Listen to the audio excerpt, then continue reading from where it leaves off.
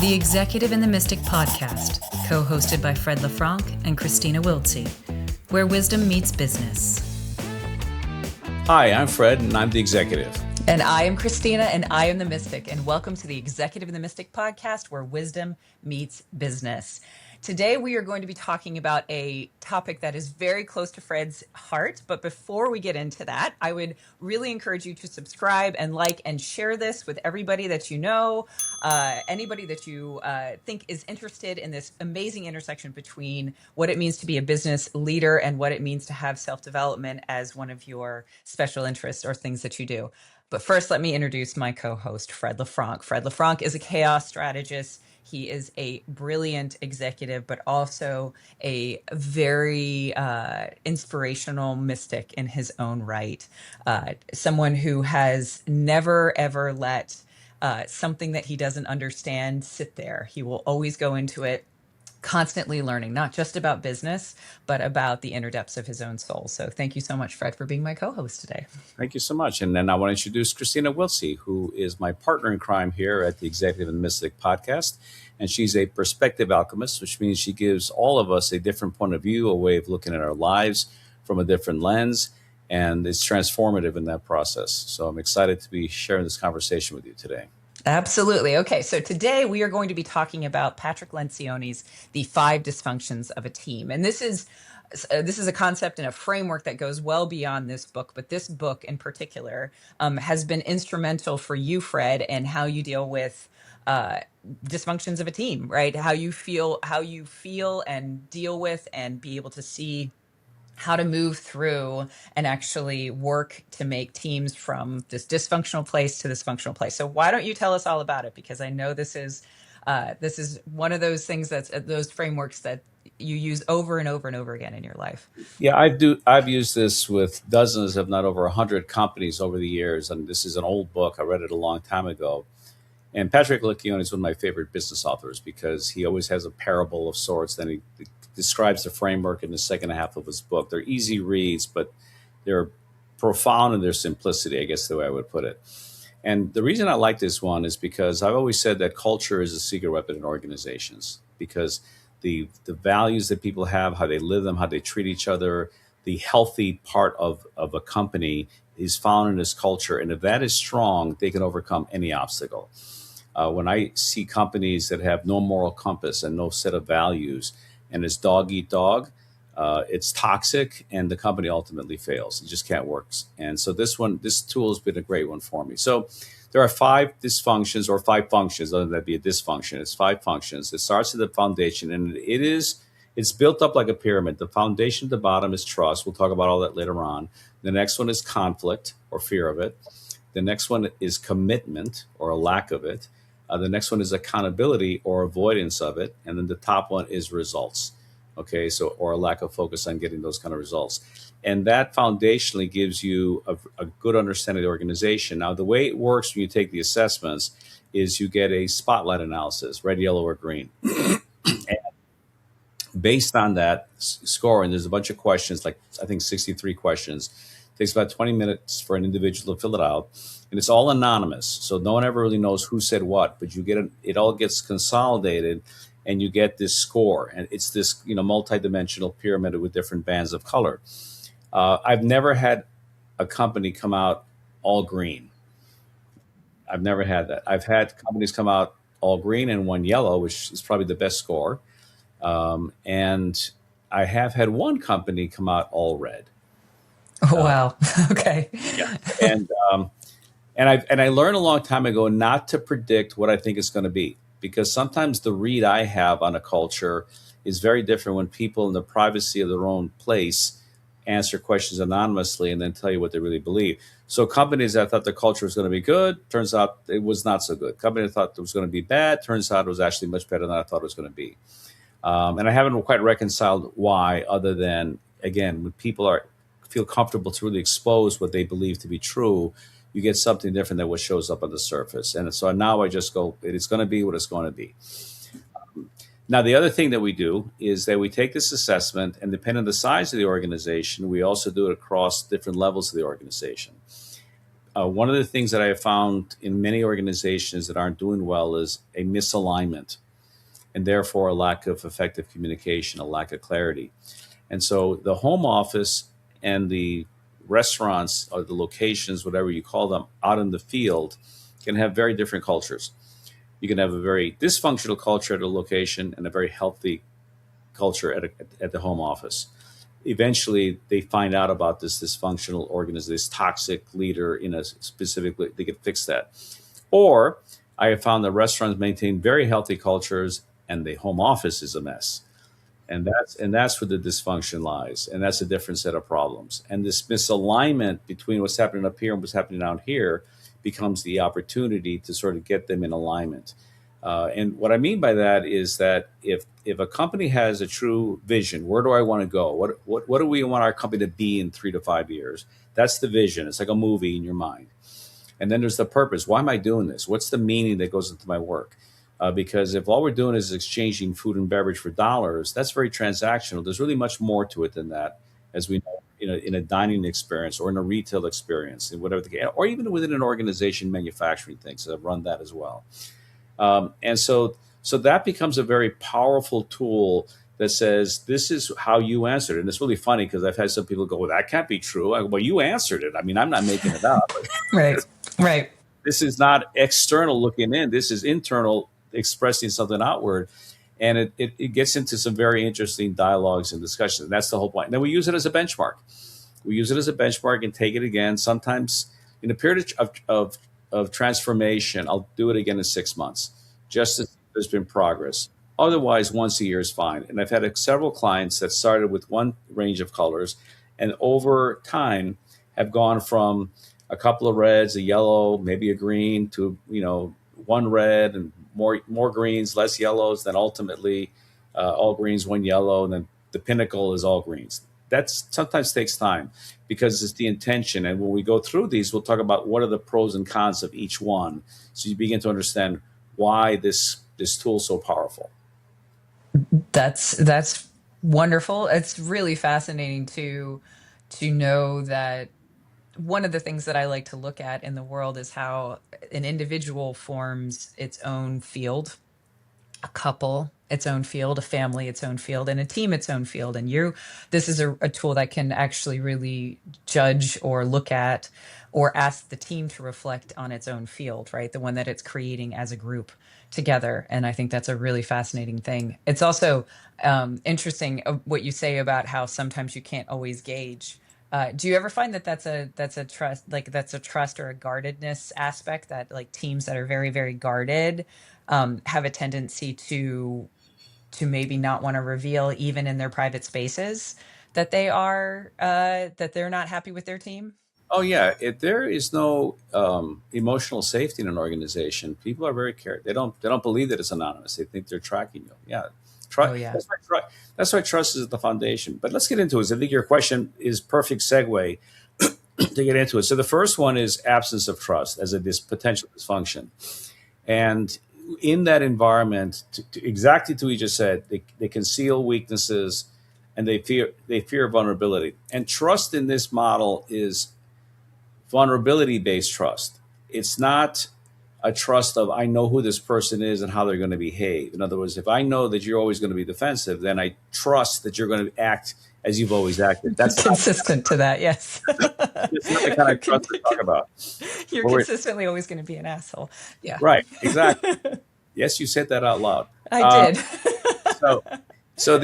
But vulnerability based trust is that I am willing to be vulnerable, and maybe you can talk about what vulnerability means to you. What does vulnerability mean at a very fundamental level? So vulnerability in its most fundamental form is the revealing of a tender part that can be uh, hurt, right? Potentially, if you think of it in battle, it's a kink in your armor. It's like your underarm, where everybody can always. It's basically purposely lifting up your arm and saying, "Here, look, this is a nice soft place where I am going to either face retribution or retaliation or any of these different things as a result of showing a soft part or showing or revealing some aspect of myself or my understanding of an organization such that it is open to either scrutiny or attack. Yeah, perfect. And that vulnerability is hard. Vulnerability takes courage. It really takes an incredible amount of courage because you are exposing yourself to others in a way that they could manipulate and or hurt you. And that's difficult. Now, when a leader does that, it can be extremely powerful because essentially a leader says, I have been through the same journey you've been on or you are on. I know where you're at. And in fact, let me share what my experience was like when I was at the same crossroads as you. That's vulnerability. And what it does for the person hearing it is one, it eliminates the sense of I'm the only one going through this on the whole planet because it's highly personal what they're experiencing.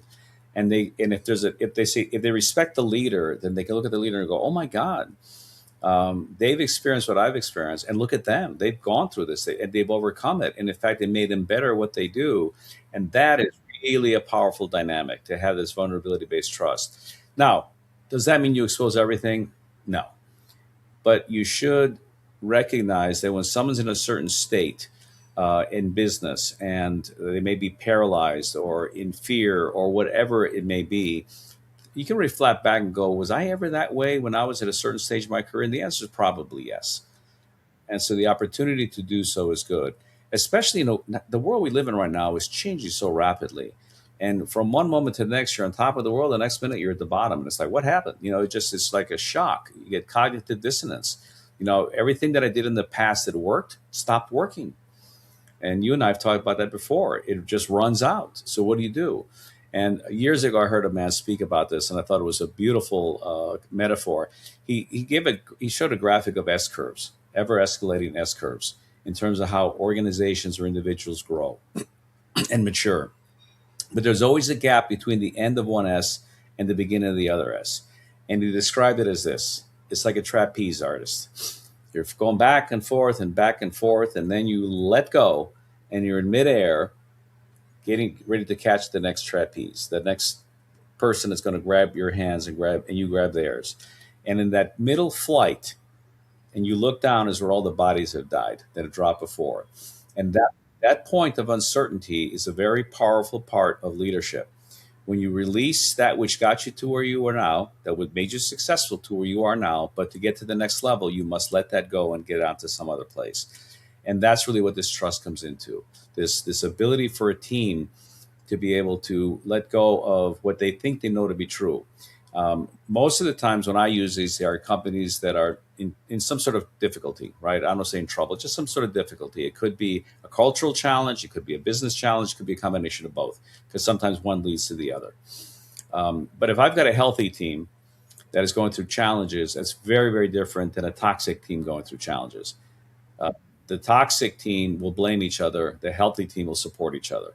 That's the biggest thing. And so when trust moves forward, and they stop concealing weaknesses, but instead they start sharing vulnerabilities and they start being honest with one another, you start getting more and more trust. Now, there is a process that I use when a new team member comes on board. And so keep in mind, when a team adds a team member, the dynamic changes automatically. And there's 4 questions that I have people go through. 1, what I want the team to know about me. And you stand there in 5 minutes, talk about my favorite sports team, where I grew up, siblings, kids, whatever the case may be. The next question is the team. What does the team want to know about me? And the team gets asked questions. And they ask sometimes business questions, or how do I know you're mad, or what are your values, or what's your process of communication? And then the third question is, what does the team want me to know about the team?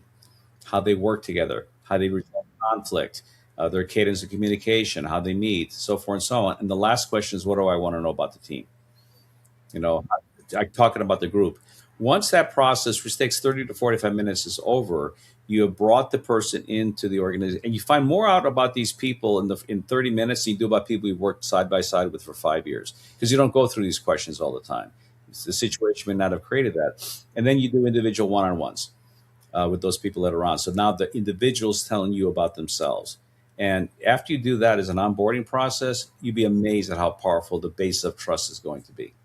Okay. Okay. So what have you done in organizations where a retaliatory uh, culture has been present, right? Right. When you know that you're in that toxic place and you know that if somebody says something, they're going to feel it down the road, right? They're going to get punished at some point down the road. What is your usual port of call to kind of um, triage and treat an absence of trust that is directly toxic? I have a name for that culture. It's called a Zinger culture. Mm, And Zinger cultures are cultures where there are, under the guise of humor, there are dismissive statements made. People are talked down, they're shouted down, they're humiliated, they're embarrassed because the boss starts throwing zingers, or they do it to each other. Now, I am a recovering zingerholic, so I want to. yeah. I own that. Yep. I was raised in Chicago, and in Chicago and certain cities in the East Coast, Philadelphia, New York, Boston. That's what you do to each other. That's kind of what you do growing up in the neighborhood. I don't know how it happens now because people are just texting now. But in the old days, you say stuff to each other. I will not get into how it's defined, but let's just call it a snappy towel. Uh, and I'm good at it because I'm quick, and I'm good at it because I'm also insightful. So I can land one that hurts. But I learned that is not what you ever want to have in an organization, because unless someone comes from that culture, they don't get the rules of it, and it really creates a state of fear and distrust rather than one of safety. And so I always bring it up and say, "Is this in your culture?" And I'll give examples of it. And it makes a difference because you bring it to light. And then we'll do things because, by the way, these are behaviors that don't just change overnight. We get a zinger jar, and you do a zinger, $5 goes into the jar, and you make it expensive. And if it's a bad culture, it's 20. It's got to be. It's got to have some meaning, some bones to it. And they got to feel it. They got to feel the pain of giving that away, because it's unconscious behavior, and you're trying to make it. You want to make them aware of the behavior so they can eliminate it, and eventually they do eliminate it. And you empower the team also to say, if someone is getting out of control or acting inappropriately, let's come up with a safe word. Okay? Now, and the safest word everyone always comes up with is pineapple, because that's the symbol of hospitality. And if someone just shouts out pineapple, you don't even know where it came from. It's just somewhere in the room, someone goes out pineapple. The entire team has to stop and focus on, where are we right now? What are we doing? Someone just said something that broke the sense of safety, the circle of trust. Wow. Okay. And that's the way we try and handle that. I love that there's safe words in those spaces too, right? It's a wonderful it's a wonderful tool for being able to have some form of accountability, which I think is, we talk, there's all those stories of factories and just being like, you can stop the factory line at any point because you sense that something is not safe, right? But we so rarely have those tools in business meetings because we don't see them as physically dangerous. We see them, because I feel like in a lot of our cultures, we lack the emotional and mental, awareness or intelligence to be able to create organizations that recognize that there are other forms of threat. Right. And that those forms of threat are much more insidious and much more pervasive and can have much more not long lasting effects as compared to like a physical, injury, but much more silent effects that can affect a team. Actually, I'm going to do a yes and. The emotional effects are actually stronger or more long lasting than the physical effects would be if someone actually got hit with a snappy towel, because it really impacts someone's sense of identity and value and worth in an organization. And by the way, if you weren't the person that was picked on, you still get PTSD because you heard it happen to the person standing next to you. And even though people may laugh in humor, there's pain there, and it's hard to. And I always tell people, I'm not trying to make this kind of a wimpy, wussy kind of kumbaya moment. This is about people feeling psychologically safe in a business, that they can speak up and say something. And there's practices we get into that I'll talk about later on to move forward. This episode is brought to you by Results Through Strategy. Since 2006, RTS has been the go-to partner for restaurants and food service brands navigating growth, transformation, or recovery. Their team of seasoned industry veterans helps companies rediscover their purpose, realign with their values, and implement strategies that build measurable, sustainable performance. Let's move up to the next level, okay? So that's foundation is trust. The next one is fear of conflict. That's a doozy. This is the one where people avoid healthy debate and they seek artificial harmony. Artificial harmony is when you're in a meeting and everyone's talking and there's something being discussed, and usually the boss says, "Oh, I think we should do this," and everyone's like, "Oh, that's a great idea." And even though they don't believe in it, but they don't want to publicly, contradict what the person in charge is saying, so they just had to nod their head and say it's great, and they get up from the meeting, walk out, and go, "That's BS." That's artificial harmony, and artificial harmony is very dangerous because the people become covert. The culture now becomes unhealthy because the culture says it's not safe to say what you want to say. You have to hide that and go along and agree, even though you know in your heart of hearts it's the wrong thing to do. And so conflict raises it up a different level. Now, one of the things I'll ask companies, how do we resolve conflict here? Is there a process? The answer is no, there never is a process. But there are people who are good at it, and there are people who are bad at it.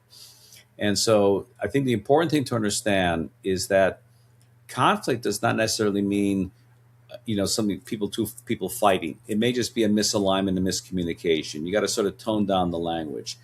It's not a confrontation, okay? It's just a difference of ideas. And so the way to do this is not to have a debate, but to have dialogue. And dialogue is when we put the idea in the middle of us and we discuss the idea. I suspend my position, you suspend your position, and we discuss the pros and cons of this idea from many angles. Debate is when you're in your own corner saying, "I'm right." The other person is in their corner saying, "I'm right." And then you go back and forth. That's that's a different type of confrontation as opposed, let's understand the idea. We can agree to disagree, but at least let's consider and validate that we accept the other person's point of view. That's what it comes down to. And this is where, when Kristina, you and I have talked about being nice versus kind, this is where that lives. Yes. And this reminds me a lot of, I've been in at least 2 mediations with people who I love and found that I needed to go into a mediation setting with a third person because I used to have a perpetual fear of conflict, right? And I would usually be with other people who had a similar state of that. And something would happen that would make it so that some blow up would happen and you literally had no mechanism for dealing with it, right? And so you had to, and so in our case, because I cared about the relationships, went into mediation.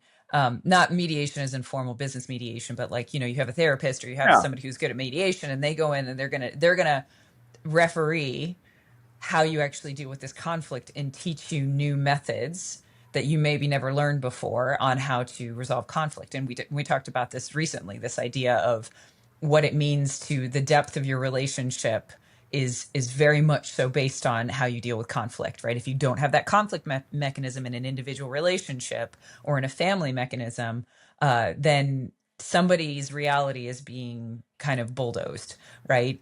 Somebody is being avoidant, somebody's not doing it, and how important it is to have that method to be able to resolve conflict. Yeah, and the way I sniff it out is if I ever see people talking about someone else who's not present, that means there's fear of conflict, right? Who's loyal to the person who's absent. And the instructions I give in cultures is if you're in a conversation with someone else and they bring up a third person, the first question they ask, have you spoken to them about this? If the answer is no, then you know what? Then I don't want to talk about it. You need to go talk to them about it. That's who we're talking about. And that's not easy to do, but it changes behavior. Now, what ends up happening is that they say, well, I did talk to them about it, but they ignore me. They blew me off. I said, oh, okay, well then, if you want, I will go be the third party to sit with the both of you as you exchange the ideas back and forth. Now, if you volunteer for that, what are you going to do? What you're going to do is pretty straightforward. It's a process called mirroring, which you know very well. Okay? And it's basically where, as someone speaks, you ask the other person to repeat back what they heard. Not to agree, just repeat back what they heard. And when the sender goes, yep, that's what I said, then the other party can now respond, and the same thing happens. Now I have to say, this is what I heard. Is that what you said? Yes, and boom. And then you can go back and forth. Now, what happens in those kind of conversations, the speed of the conversation drops horribly slow, because you'd be amazed how much misalignment, miscommunication is exchanged. Clarity goes way, way up.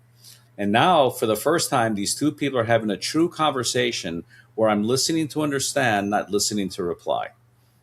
And that's a very powerful shift that, first off, it also reinforces trust because now I finally know you're hearing me. You don't have to agree with me, but you're hearing me. And I'm getting clarity about where a misalignment might be. I did this exercise once with two partners, 45 minutes to get three sentences out. And the irony of it was the initial sentence was a compliment. But Oh, because wow. they were so defensive, they wouldn't let them finish. It was just like this. I'm trying to say something, and I know what you're going to say, and blah, blah, blah, blah. It was one of those because that's listening to reply, not listening to understand.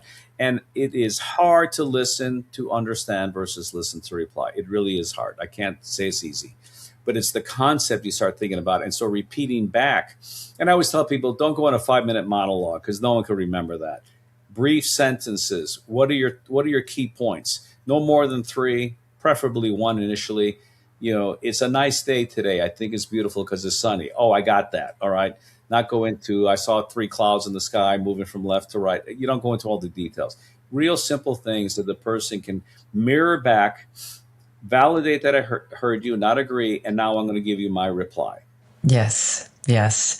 I have an example of this, and I'm going to keep this as PG rated as I can, in violence or gore wise, right?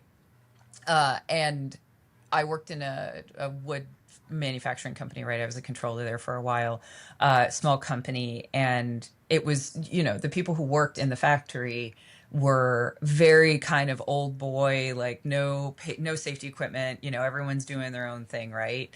And the avoidance of conflict of trying to break this culture of live and just let them do their thing. These guys have been working in this for 30, 40 years. They've been doing this forever. They know what's right for them. They know what works for them, right? And, despite the fact that there was a list of, protective gear that you had to wear, a list of protocols that you had to wear. And for anybody who knows, and this is as far as I will go with this, but anybody who knows that you never wear gloves on a table saw, right? It's like a no, like you never, ever, ever wear gloves because the glove can get caught up in the mechanism, right? And if you don't have a fancy safety catch on there, like you're going to have problems. And, there was this one guy in the factory who, despite multiple times of people just casually saying this is the case or you shouldn't do this, but there was no conflict. There was no real, no, you need to stop doing this. And, real confrontation. It was always just kind of surface level. This person had, a catastrophic accident and never worked there again. Right. And so you say, okay, that's an example of how this culture of maintaining, even if the conflict is the maintaining of a culture that you think is supposed to be the way that it is, right? Oh, I'm not going to rock the boat, or I don't want to get this guy, I don't want to tell this older guy who's much more advanced in working than I am what to do.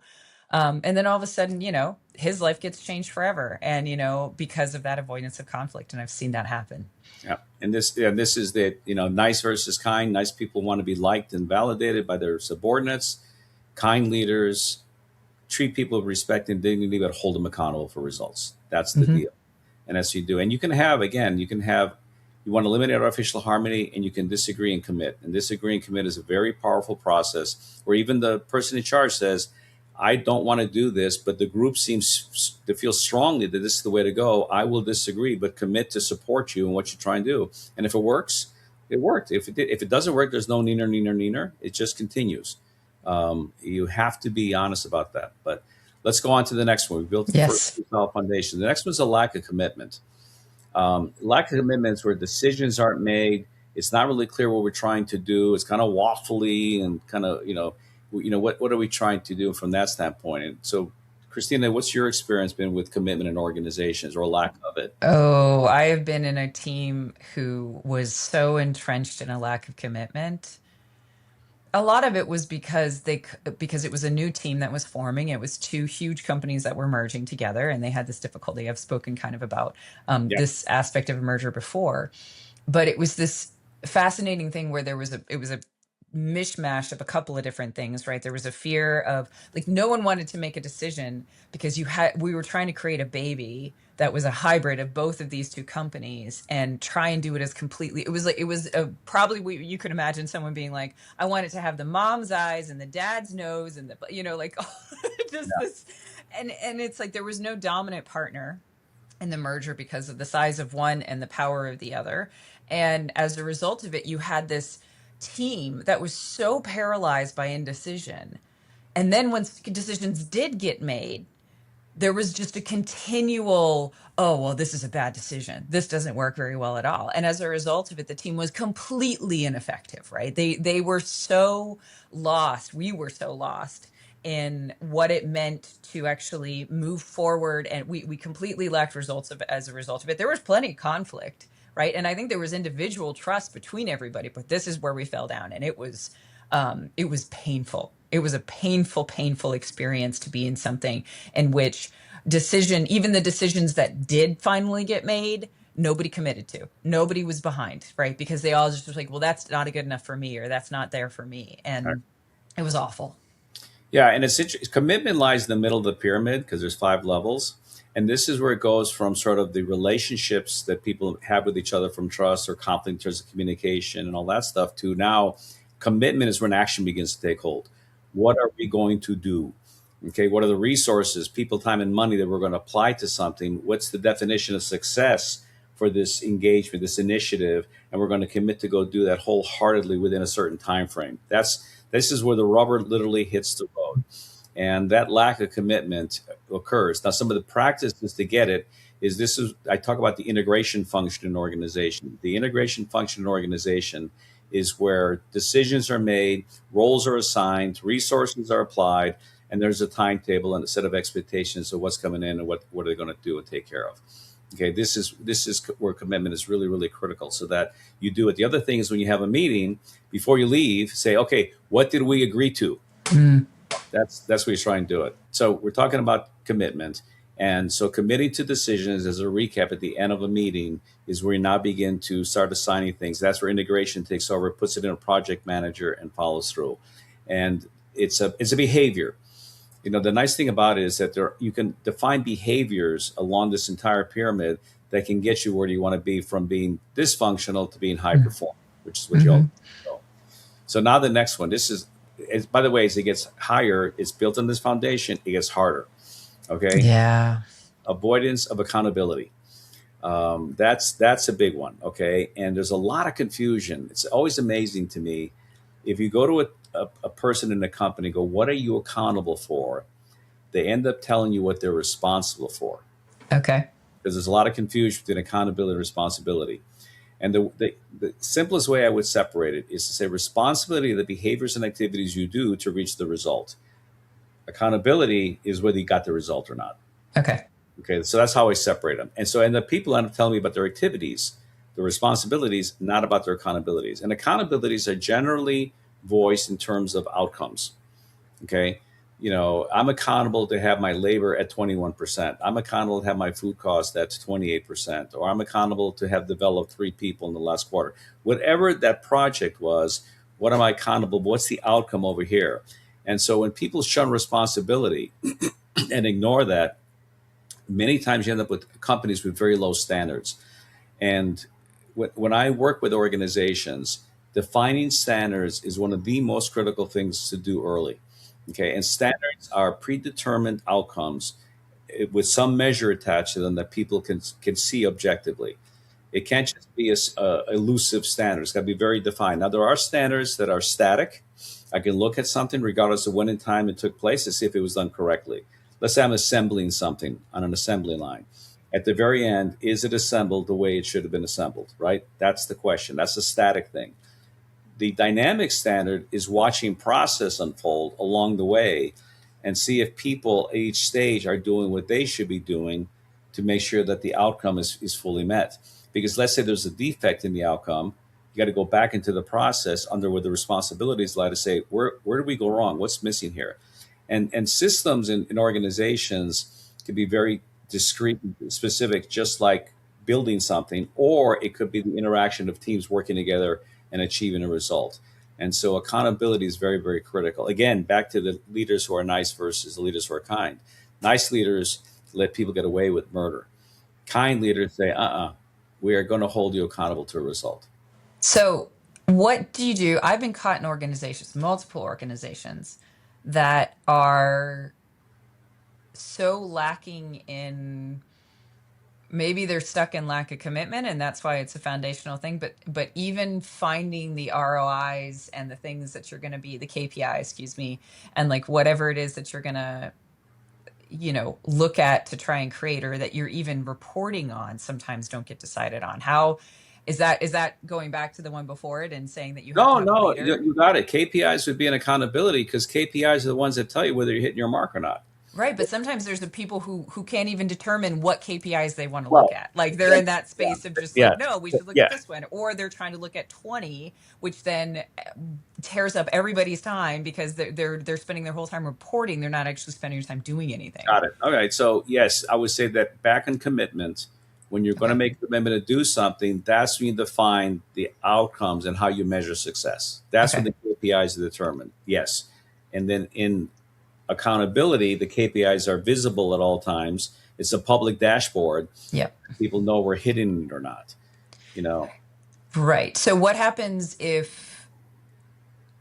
there a kind of radical accountability? We use the word radical a lot in personal development because it's meant to be this like this idea that you accept no excuses, right? Like you're like, I'm going to accept no excuses, that this is my accountability measure. Like this sales number is my accountability measure. And if this does not go up, I am not going to spend my time prevaricating and trying to be like, well, it's their fault. Marketing's fault didn't do the thing, or you didn't hire this person, or you didn't do this, or you didn't do that. Like, what does accountability really look like when you have a very intertwined company, or especially a startup? I feel like can feel this a lot because everybody has so many different hats on, and you can always use excuses for why you're not accountable. no, that's a really, really insightful question. So first off, you did this with your hands, kind of like formed a mesh in your hands, right? That to me reflects what I would call a matrix organization. In my experience, companies operate in matrices. Their authority is defined by hierarchy. There's two dimensions to an organization. They exist in both ways. There are decisions that are only able to be executed through hierarchy: budgets, compensation, hiring, terminations, capital allocation. That goes through levels of hierarchy. When you're working on a project, which is how most businesses run, it's a matrix organization.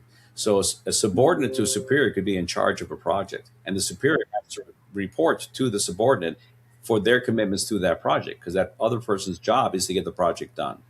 And so what becomes important in commitment is the assignment of roles and responsibilities and accountabilities. Back to commitment, that's where all the assignments are made. The KPIs are defined.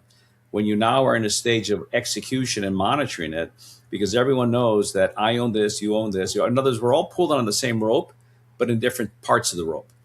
And the roles we have in different parts of that pull of the rope are unique. There's a cascading accountability that goes from the top to the bottom. If I'm the CEO, I must ensure a budget exists for something to occur. Let's say it's a training program. Okay. I ensure that there's a budget. Okay. That's my job.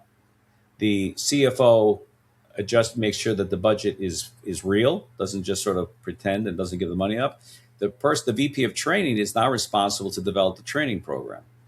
Okay? The person below them is responsible to execute that training program and make sure that the people below them are actually participating in it. So it gets down to the hourly level. They show up, welcome to the business.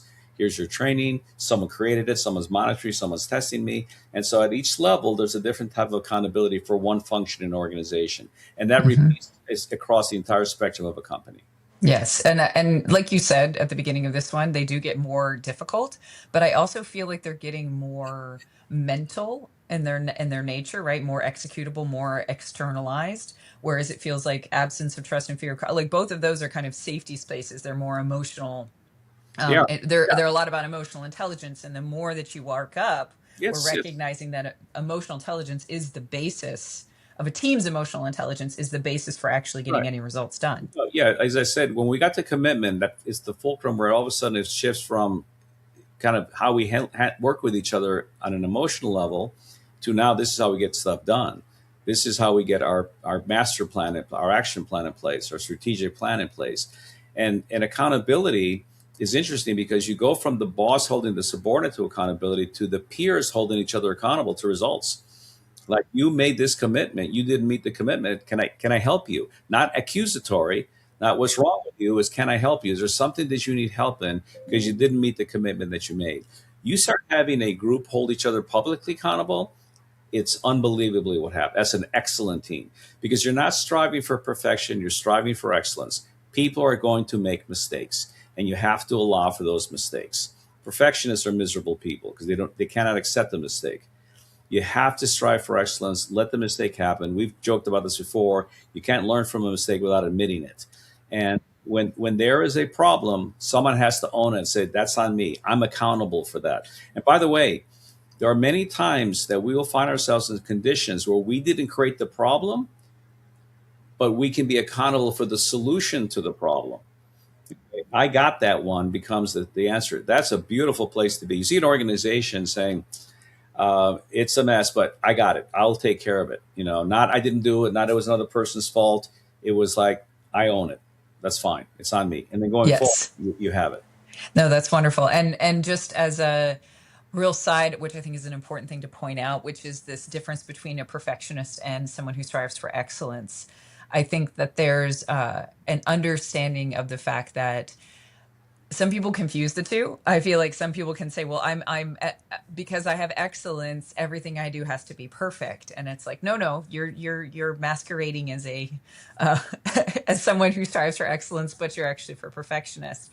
And I would say, from my perspective, that the difference between striving for excellence as opposed to perfectionist is exactly what you say. You're willing to recognize the environment that you're operating in, the circumstances that you are operating in. You're striving for the best thing that you possibly can, and you are accepting of mistakes, right? Recognizing that you are going to, I hate that term because it's so literally astronomically, incorrect, which is shoot for the moon and you'll land amongst the stars. It's like, ugh. But excellence aims to shoot for the moon and land amongst the stars, and perfectionism is saying, maybe if we don't land if you're trying to land on the moon, obviously you need a little bit of perfectionism in there because that's like the kind of place that you're going. What would you say is the main difference No. between the two? I think if you're shooting for the moon and end up in the stars, you got lost. You missed your target. As far as I'm concerned, that's what it sounds like to me. If you're shooting for the moon, you better land at the damn moon. And the excellence versus perfection there is you got there. It might not have been the way you thought you were going to get there, but you have to have a certain high degree of excellence to achieve that, because there's always risk mitigation to consider. So it's just about having high standards, holding people accountable, being transparent about what's going on, keeping the KPI out there. It's like a sports page. So I always tell people that KPIs are a sports page. There's no athlete, male or female, in sports that does not know the following statistics, okay? What their stats are, what the team stats are, and what the league stats are, okay? And they all say different things. But I'll guarantee you, if there wasn't a sports page, if there wasn't a scoreboard in the stadium, nobody would play as hard as they play. Because how would you determine who won, who lost, right? That's the game. Now, in business, unlike sports, there's a winner and a loser, and there's a time that it ends. The game keeps on going. There's a great book by Simon Sinek called The Infinite Game. It keeps on going. And your job is to recognize sometimes your competition leads you, sometimes you lead them. It doesn't mean anything. It's just a current state. It could change tomorrow. But you have to have a worthy opponent, which is what Simon Sinek talks about, to keep you on the game. Coke versus Pepsi, Microsoft versus Apple, that kind of thing. And so you're constantly jockeying for different positions, but it makes you better. A good competitor will make you better. Okay. If you don't have a competitor, you get lazy. If you don't have a scoreboard, then there's no effort to be done. It just changes the game, and that's what we're trying to do. That's what those are so important. And so it takes us to the last one, and not the most important one. They're all important, but it's the pinnacle is results, right? Or the lack of results. And here's what's interesting about it. People individually can achieve their goals, and yet the team fails. Mm. And that's an important distinction, because when you have, especially if you're in a leadership position, if you are behaving like an individual contributor in a leadership position, you're missing a huge opportunity to help other people feel successful. And I work with companies where There's always someone who's the showboat trying to say, "Oh, look at me! I did this and I found this out," and so forth and so on. And it's a win-lose, and it's not that you shouldn't speak to your achievements. I totally agree with that. I don't want to be diminutive. Oh, it wasn't me. Uh, it's not that. It's just to say, no, I contributed to the team's success, but results on a team are different than just individual results. Because if you win but the team loses, then you didn't win.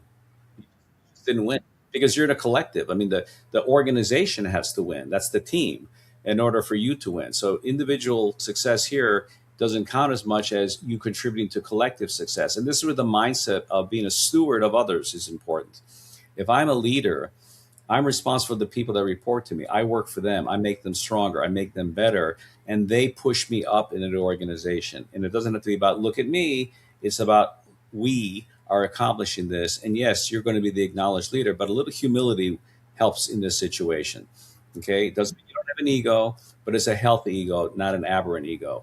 And you want to make sure that you understand that, because the flip side of that is that there's a team success. Now, this is an interesting thing. I've worked with companies, and this gets back to the health of organizations. I asked them this question: how do you celebrate success? And I'll get blank stares. Okay, because they might have a leader whose attitude is, what have you done for me lately? It's not like, okay, we achieved the goal, but instead of there being 5 minutes of celebration, there's no celebration. Big missed opportunity. You want to celebrate results that you get, even if they're small, because it gives you dopamine, it gives you energy to go on to the next challenge. And that's a really important part. And learning how to celebrate success is an important part of the healthy organization, because this is where ego is healthy. The organizational culture is healthy to say, look at us, and you want to play We Are the Champions in the background, play it in the background. Okay, that's what you got to do. And when you're in a situation, by the way, that's really ugly, and I've been in many of them, I'm in one right now, man, a little success, let's take 5 seconds. That was great, because you got to keep that's fuel. That is fuel. And the fuel of victors is celebration, okay? Because that's everybody looking at each other saying, we did it. We, not me, we did that. And then the people who are, and the team will acknowledge the individual contributors who maybe did more and above and beyond the Call of Duty kind of thing. And that's wonderful. Allow that to occur, but let it happen organically. And as you can hear by everything we've just gone through, this tells you why it's so difficult to get all green. Right? Very, very difficult to get all green, because there's everything that we talked about here needs to be done with intention and attention. All right. And that's what it comes down to. We're talking about, you and I had a conversation earlier about control, and putting your intention somewhere is not necessarily control. It's just directing it to a certain place.